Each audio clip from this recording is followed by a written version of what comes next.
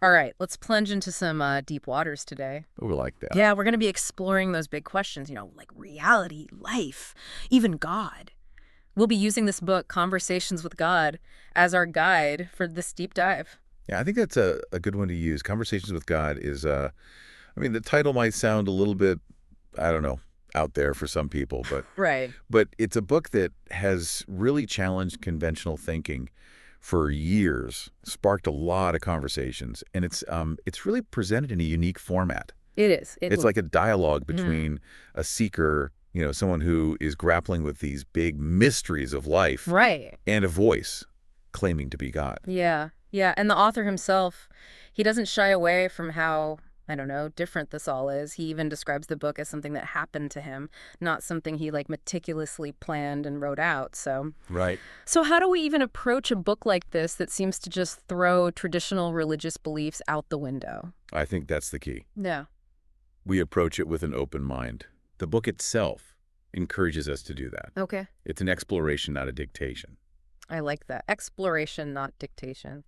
So what's one of the most mind-blowing ideas that you think comes from these conversations? For me, one of the things that really stands out is this idea that God communicates primarily through feeling, Mm. not just words in a sacred text, Yeah. but through emotions.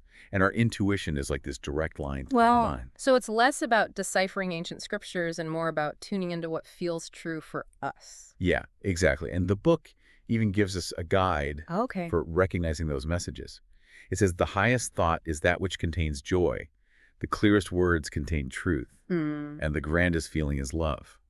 So if something feels joyful, rings true, and feels loving, it's more likely to be divinely inspired. That's the premise, yeah. Interesting. So how does this book portray God then? It introduces this concept of God as all that is, not a figure on a cloud, but the essence of everything, both No. seen and unseen, physical, non-physical. That's definitely a shift from how a lot of us were raised to think about God. Right. And here's where it gets even more interesting. It says that God created duality, things like light and darkness, Yeah. good and evil, even fear, in order to experience love. So it's not about a battle between good and evil, but about experiencing the full spectrum of what is. Exactly. And that leads us to this concept of us, humans, being made in the image and likeness of God. Right. But not just physically. Yeah.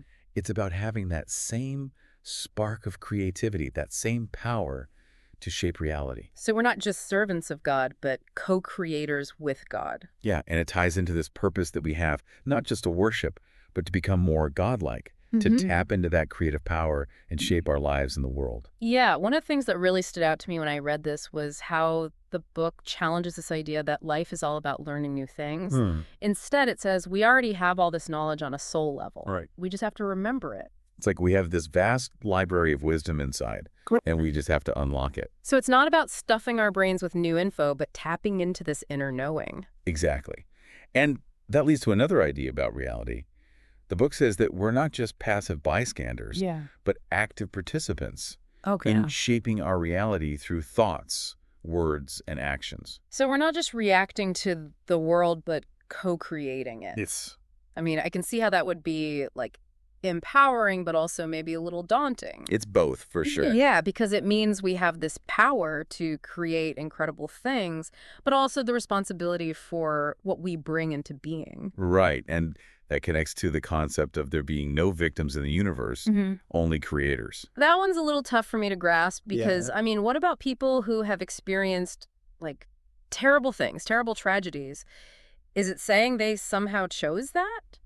Yeah, that's a really important question. And the book does address that with a lot of sensitivity. It's Right. not about blaming people for their circumstances. Right. It's about recognizing that even when faced with awful situations, we all have the power to choose how we respond to those situations. Even in suffering, we have the freedom to choose our attitude, how we see things, and ultimately how those experiences shape us. Okay, I see the nuance there. Yeah. So it's not denying the reality of pain and suffering, but empowering ourselves to find meaning even in the dark places. Exactly. Interesting. And then what about karma? I know that's another big concept the book addresses. Yeah, karma is presented as a natural consequence of our choices. Okay. Every action creates a ripple effect, and those ripples shape our future experiences. So it's not about punishment, Yes. but about understanding that our choices create consequences. Exactly, both positive and negative. Okay, I'm starting to see how all these ideas connect. Yeah. But what about relationships? How does all this relate to how we interact with each other? Well, the book really emphasizes loving ourselves first. Okay. It's like we can't truly connect with others until we have that solid foundation of self-love. Right. So, not selfish, but recognizing our own worth. Exactly. Okay. It's from that place of wholeness that we can then approach relationships, not to complete ourselves, but to share and grow together. I see. So choosing to be in relationships that empower both people. Yeah, and viewing each other as sacred souls on a sacred journey, you know? So, like, seeing the divine in each other. Exactly. Even amidst our flaws and differences. Hmm. And this is where this whole concept of being versus doing comes in. Okay. The book suggests that true fulfillment doesn't come from achievements, Yeah. but from who we are at our core. So being authentic. Yes, Yeah. aligning our actions with our true selves. Not striving to be good or successful, but just being who we truly are. Exactly, embracing the fullness of our being. This is all really fascinating. Another big piece of the human experience is our health and well-being. How does the book address that? It takes a pretty unique stance, saying that illness is often self-created. Wait, so we make ourselves sick? Well, it's not about blame. It's more about recognizing the power our thoughts, beliefs, and habits have over our physical health. Okay, so it's like our minds and bodies are more connected than we often realize. Exactly. And that means we have more agency than we think. Mm. It also talks about the will to live and how sometimes we might even be unconsciously sabotaging ourselves. So it's not just about like eating healthy and exercising, but also having this deep appreciation for life. Absolutely. It's about recognizing our worthiness of health and happiness. Okay, that makes sense. But now let's talk about something that's, I don't know, kind of a taboo subject, especially in spiritual circles. Okay. Money. Uh-huh. How does Conversations with God tackle this one? It challenges this belief that money is bad or that it's incompatible with spiritual growth. Right. It actually suggests that this belief might be what creates financial struggles for many people. You can see that. If we think money is evil, we probably won't attract it. So it introduces this concept called sponsoring thoughts, which are basically the beliefs we hold that shape our reality. Okay. And if our sponsoring thoughts about money are negative, we'll experience lack. So it's not about wishing for riches, but shifting to a mindset of abundance. Right. It's recognizing that we're worthy of abundance and then aligning our thoughts, words, and actions with that belief. So identify and challenge those limiting beliefs. Yeah, like money's the root of all evil, or you can't be rich and spiritual, things like that. Yeah, I've definitely heard those before. Right. So we choose to adopt new beliefs that support our well-being. Okay, it's about taking control of our financial story and creating a reality that reflects what we truly want. Exactly. Interesting. And then how does all this tie into our life, purpose, and fulfillment? Well, the book challenges us to distinguish between being and doing. Okay. It's saying that true fulfillment isn't about external success, but about aligning with our soul's purpose. It's about finding work that brings joy, that makes us feel alive, that resonates with us. So not just working to pay the bills, but finding something we love. Exactly, and it naturally leads to another big question the book talks about. Right. What happens after we die? That's the big one, right? The afterlife. What does Conversations with God say about that? It offers a perspective that's a bit different from some traditional beliefs. Okay. It suggests that death isn't the end, but a transition.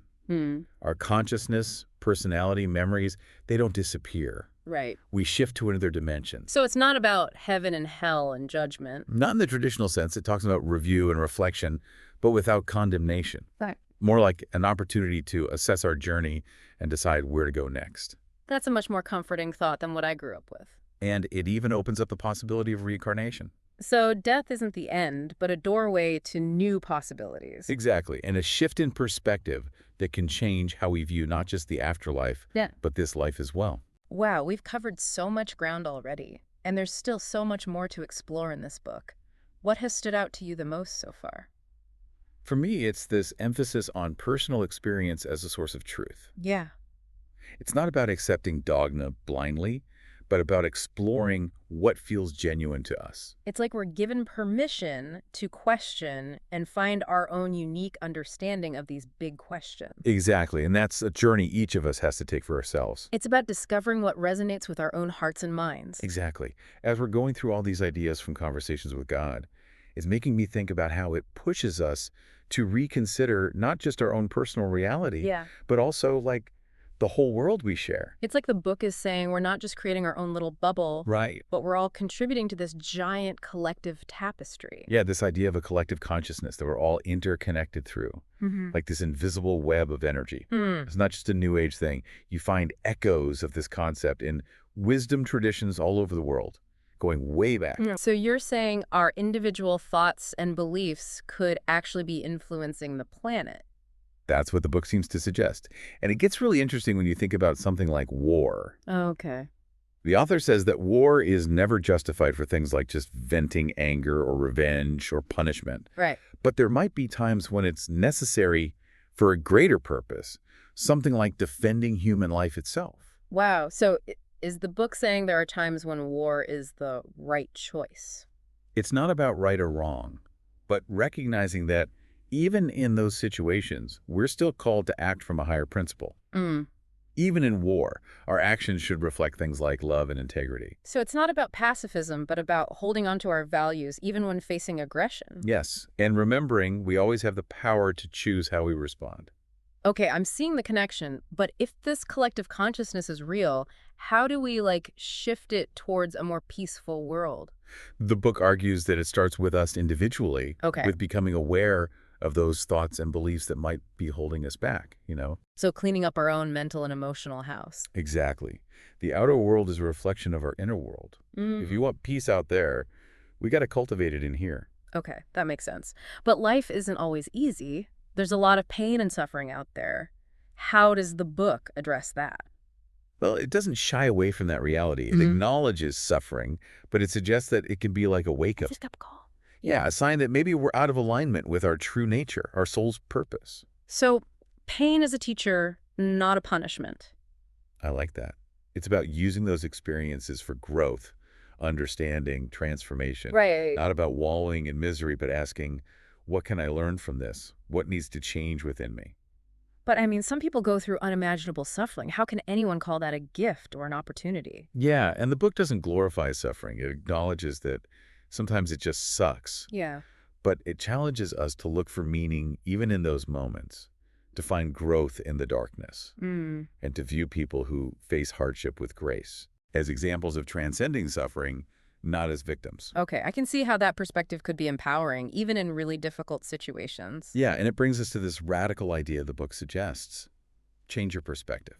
What do you mean? Choose to see problems as opportunities, challenges as gifts. So not denying reality, Right. but choosing how we frame it in our minds. Exactly. It's recognizing that even in suffering, we have the power to choose how we respond and how we find meaning. It's about the power of our minds, that our See- thoughts can actually shape our reality. The book calls it being mental lepers. Mental lepers, that's a strong image. Yeah, it's a way of describing how we're constantly bombarded with negativity. So we have to become aware of those negative patterns Yeah. and choose to think differently. Precisely. But isn't that just wishful thinking? Can we really just think our way out of problems? It's not about pretending things are perfect. It's about understanding the power of our thoughts.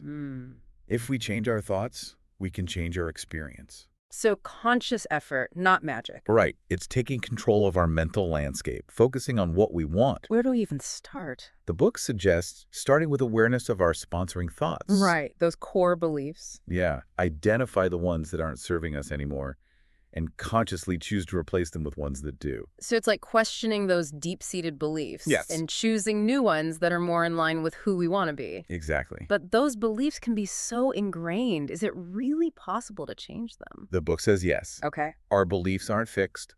We have the power to choose our thoughts. Powerful stuff. Okay, now let's talk about reincarnation. How does the book present this idea that we've lived many lifetimes before?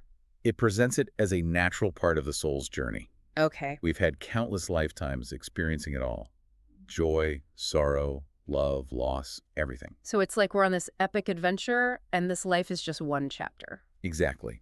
And the book doesn't shy away from the darker aspects of those past lives. Mm. It acknowledges that we've all made mistakes. Right. But it says there's no judgment, Oh, only reflection, and the chance to learn and grow from those experiences. so it's not about being punished, but about evolving as souls. Exactly, and that's what makes it so hopeful. It's about growth Yeah. and the possibility of redemption.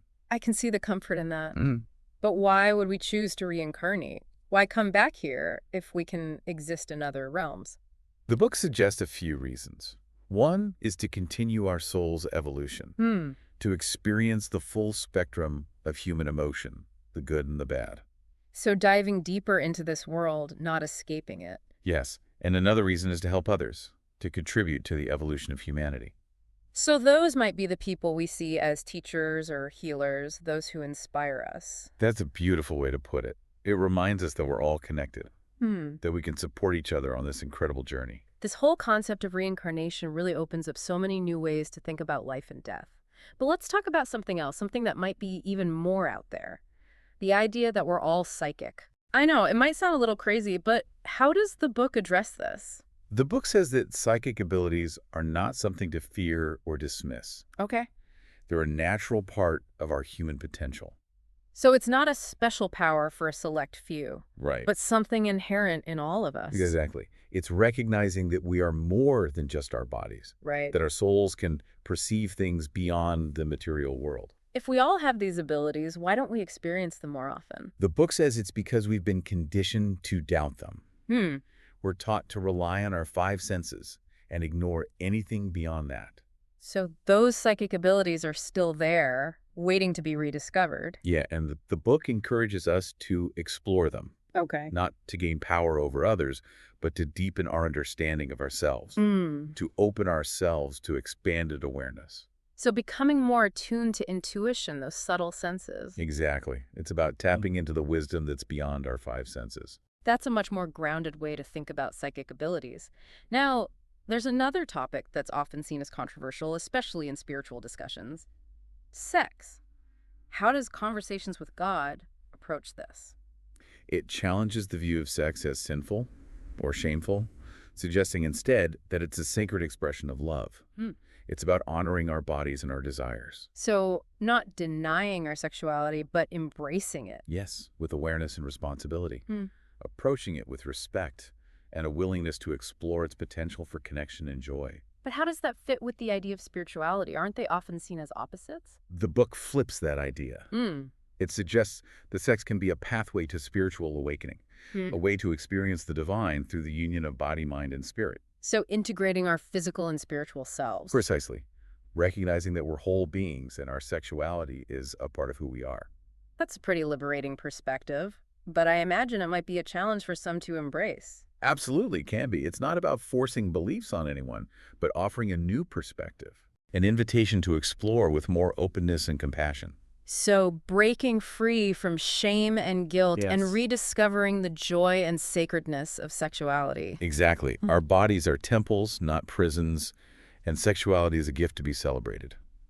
You mentioned earlier that the book challenges the idea that we're meant to die. Can you say more about that? The book says our physical form is just a temporary vehicle for our souls. Okay. Death isn't the end, but a transition, shedding the body so the soul can keep going. So not game over, but like leveling up. I like that analogy. The book doesn't claim to know everything about what happens after death, Yeah. but it encourages us to view it with curiosity, not fear.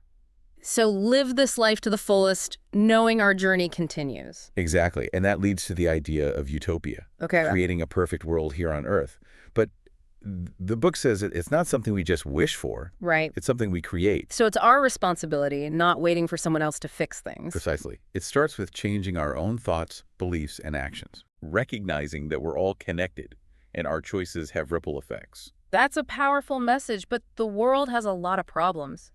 How do we even begin to create utopia with all the conflict and suffering? It doesn't offer easy answers.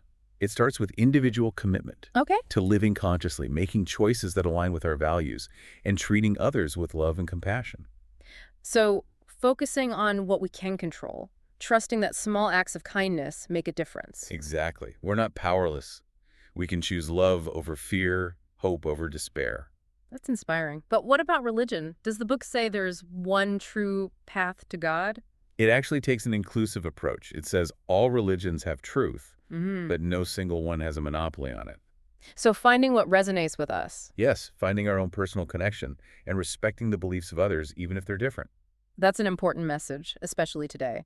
But what about when we feel lost or disconnected from the divine? Does the book have any guidance? It offers a simple message. God is always with us. We're never truly alone.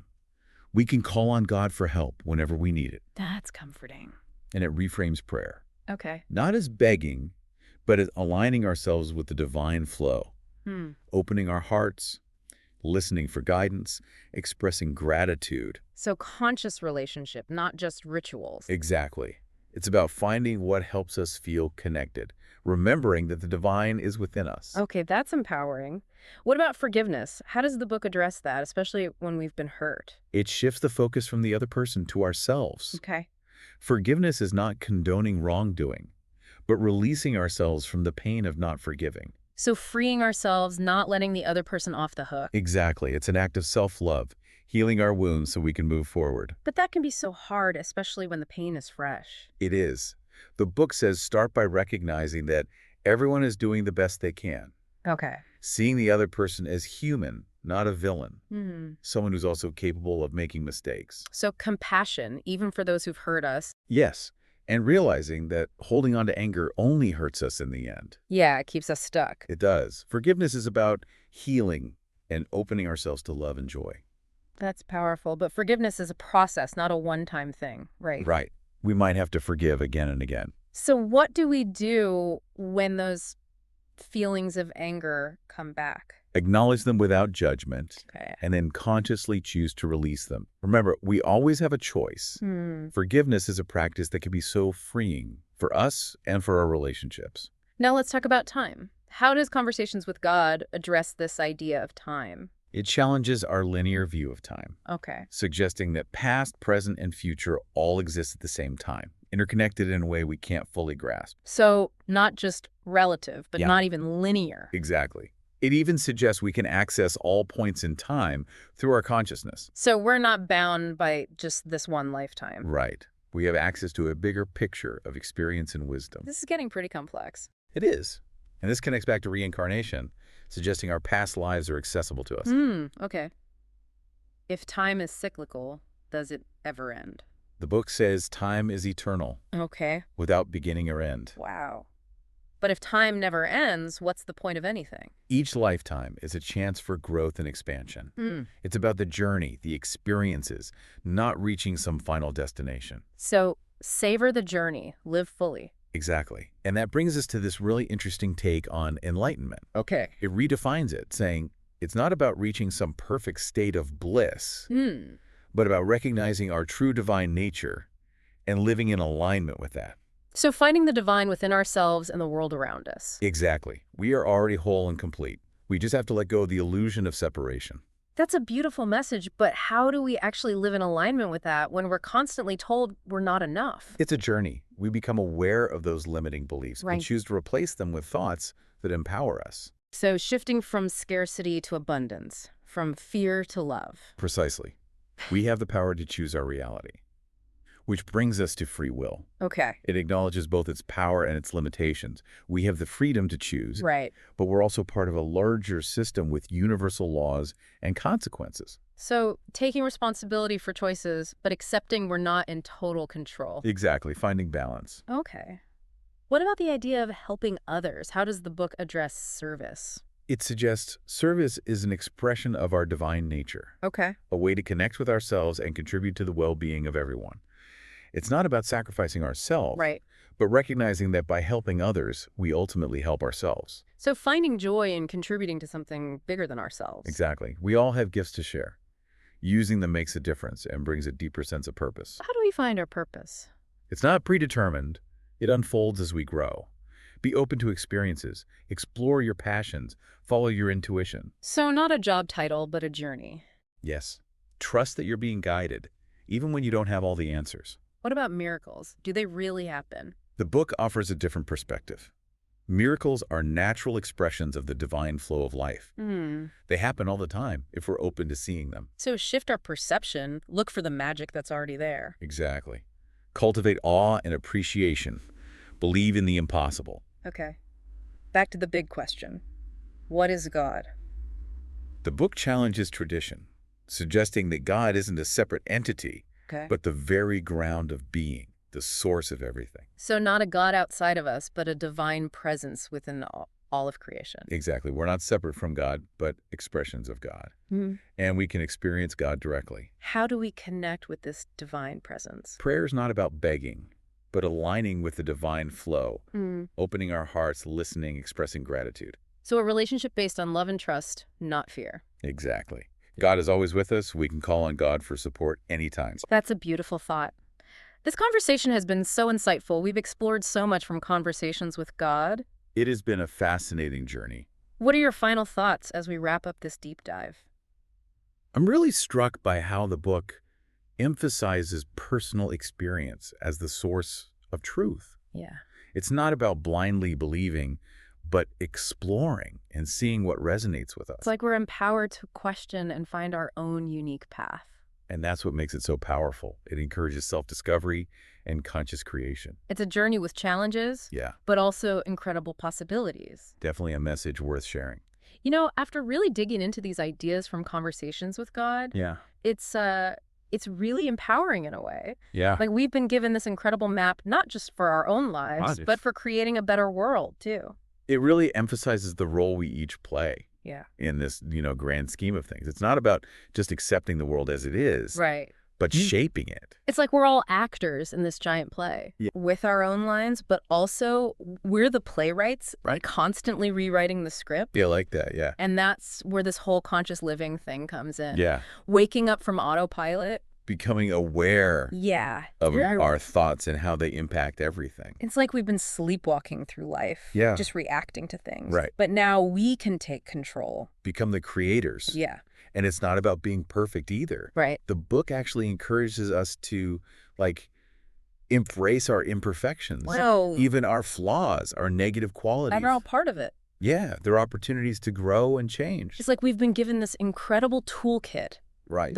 Our thoughts, words, actions. Yeah. And now we're learning to use them to build a better life, a life with more joy and meaning. Exactly. And this conscious living thing, Yeah. it's not just about us either. No, it ripples out. Right. It affects everyone. It contributes to a better world, a more loving, peaceful world. We're all connected. Yeah, that's a big part of it. Like threads in a giant web. Yeah, our journeys are woven together. And that's where this idea of service comes in. Right. It's not self-sacrifice. It's recognizing that connection. Helping others helps ourselves Yeah, like we're all in this together, supporting each other. on the path to awakening. Exactly. And everyone has something to offer. That's the beautiful thing. Right, finding our unique gifts and sharing them In whatever way we can. through work, relationships, just everyday kindness. Yeah, exactly. But, you know, life has its ups and downs. It does. There are going to be tough times, those inevitable challenges.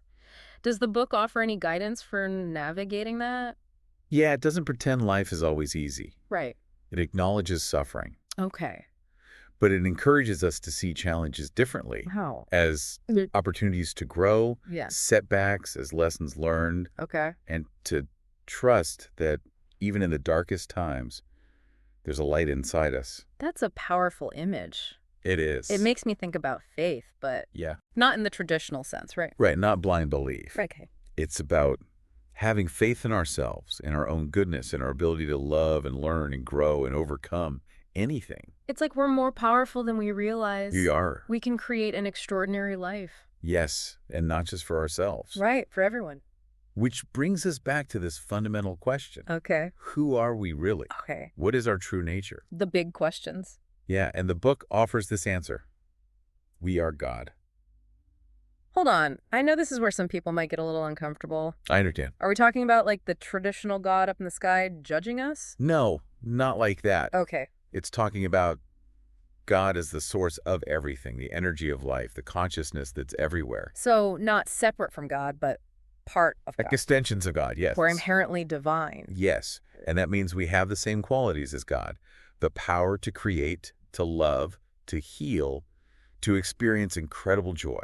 That's a big idea to grasp. It is. It takes time. Right. But the book suggests that when we start to live from this awareness, our lives can change in amazing ways. It can free us. From fear, from limitations. Wow. It can inspire us to live with more purpose, more love. To create a better A world. world that reflects who we truly are. That's a vision worth working toward. It is. And it starts with each of us. With every choice we make, every thought we think, every action we take, We can change the world. one step at a time. Well, this deep dive has been quite a journey. It has. Thank you for exploring conversations with God with us. It's been my pleasure. Remember, this is just the beginning. Yeah, keep exploring Keep questioning, keep learning. and trust the journey. The possibilities are endless.